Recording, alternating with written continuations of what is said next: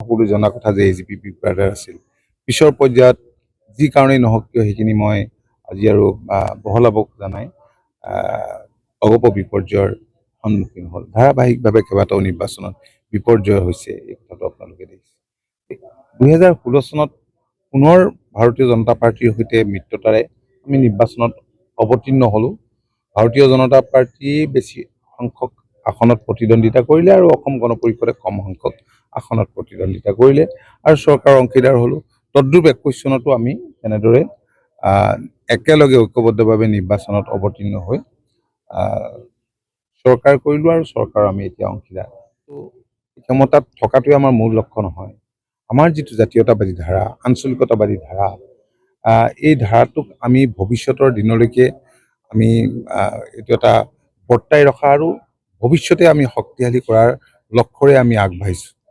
যিকোনো ৰাজনৈতিক দলৰে যদি ইতিহাস চাই কেতিয়াবা উত্তৰণ দেখিব, কেতিয়াবা বিপৰ্যয় দেখিব। মানুহৰ মনত আজি যদি বিভিন্ন জনৰ লগত কথা বতৰা পাতে দেখিব যে হৃদয়ৰ কোনোবা কোণত এই যে জাতীয়তাবাদী চিন্তাটো তেওঁলোকৰ এইটো এটা সুপ্ত হৈ থাকে। সেই সুপ্ত যিটো চিন্তা সেইটোক যদি আমাৰ কাৰ্যকৰ্তাসকলে জগাই দিব পাৰে তেতিয়াহ'লে পৰিৱেশ পৰিস্থিতি সলনি হয়। আৰু মই ভাবোঁ যে ৰাজ্যখনৰ সুৰক্ষিত ভৱিষ্যতৰ কাৰণে অসম গণ পৰিষদক ৰাইজৰ প্ৰয়োজন আছে আৰু অসম গণ পৰিষদক আমি অসমৰ মাটিত সদায় শক্তিশালী কৰি ৰাখিবলৈকে আমি চেষ্টা কৰিম। কিন্তু আমি সমান্তৰালভাৱে এটা কথাও বুজোঁ, আজি ভাৰতৰ আমাৰ দেশৰ যি গণতন্ত্ৰ আৰু দেশৰ যিটো সাংবিধানিক গাঁথনি, এই গাঁথনিটো এনেকুৱা ধৰণৰ যে বহু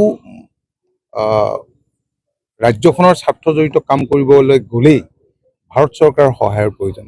আজি ধৰক দীঘলীয়া আন্দোলনটোৰ পিছত অসম চুক্তি হ'ল। অসম চুক্তিৰ ৰূপায়ণৰ কাৰণেই আজি ইউনিয়ন সমিনিষ্ট্ৰীৰ সহায় নহ'লে অসম গণ পৰিষদে একো কৰিব নোৱাৰে।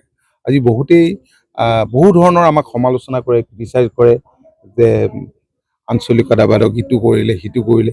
কিন্তু মই ভাবোঁ যে যিবিলাক ৰাজনৈতিকভাৱে সচেতন, সঁচা অৰ্থত কথাখিনি পৰ্যবেক্ষণ কৰিছে আৰু পৰ্যবেক্ষণ কৰিব জানে, তেওঁলোকে বুজিব আজিৰ দিনটোত আমি আচলতে এনেধৰণে আগবাঢ়িলেই মই ভাবোঁ যে ৰাজ্যখনৰ স্বাৰ্থ সুৰক্ষিত হ'ব।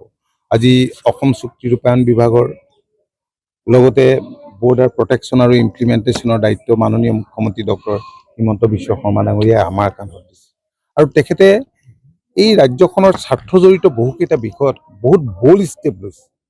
আজি আঞ্চলিক দলৰ চৰকাৰখন থাকিলে আমি যিটো কৰাৰ কথা ভাবিলোহেঁতেন, ভাৰত চৰকাৰৰ সহায়ত, যিহেতু ভাৰতীয় জনতা পাৰ্টীৰ নেতৃত্বাধীন চৰকাৰ আছে, তেখেতে ৰাজ্যখনৰ মুখ্যমন্ত্ৰী, তেখেতে আন্তৰিকতাৰে চুক্তিৰ কেতবোৰ দফা, যিবিলাক দফা ৰূপায়ণৰ ক্ষেত্ৰত আমাৰ সমস্যা সৃষ্টি হৈছিল, যাৰ বাবে ভাৰত চৰকাৰে ৰিটায়াৰ্ড জাষ্টিছ বিপ্লৱ শৰ্মা ডাঙৰীয়াৰ নেতৃত্বত এখন কমিটি গঠন কৰি দিছিল আৰু সেই কমিটিৰ যি ৰিকমেণ্ডেশ্যন আছিল, বহু ৰিকমেণ্ডেশ্যন ৰাজ্য চৰকাৰে নিজাববীয়াকৈ কৰিবলৈ লৈছে আৰু তাৰ কাৰণে বাজেটত ধন ধাৰ্য কৰিছে।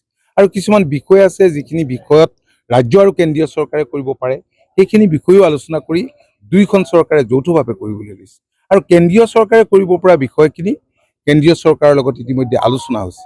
গতিকে এনেবোৰ বিষয় আমি আগবঢ়াই লৈ যাবৰ কাৰণে যৌথভাৱে আমি চেষ্টা কৰিছোঁ। পৰিয়ালত কেইবাজনী ককাই ভাই যদি থাকে, মাক দেউতাকো যদি থাকে, কোনোবা এজন সন্তানে হয়তো ভাবিব পাৰে এই যে ডাঙৰজনকে গুৰুত্ব দিয়ে নেকি।